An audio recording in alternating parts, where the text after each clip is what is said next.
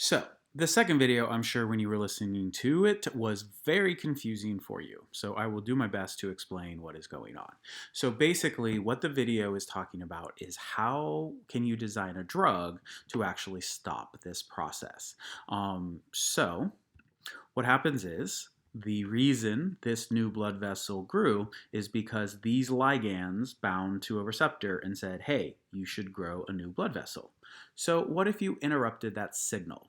So, that is what these drugs are. These drugs are small drugs that, when they reach the cell, they can actually cross through the membrane. So, that's part one of the design is it needs to be something that can cross through the membrane. Then when it binds, what it binds to is, I don't know if you caught what it said, but ATP binding site. So remember, everything in the cell needs ATP to happen. And so almost every protein that is out there has an ATP binding site. It's where it gets its energy. So what you are doing is you are putting a block in here so ATP can't get in.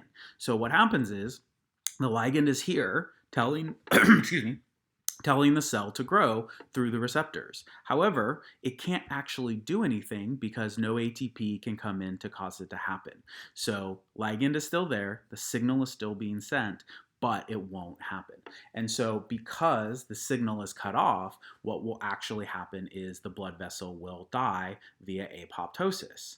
Then, now that the blood vessel is cut off, there is no more food coming to the tumor. These cells now are starved and can't grow anymore. And if it's a large enough tumor, a large portion of the tumor can die.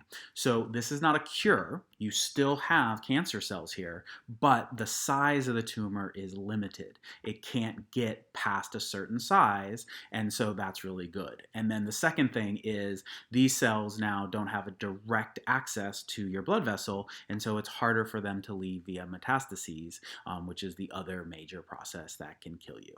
All right, thanks for listening.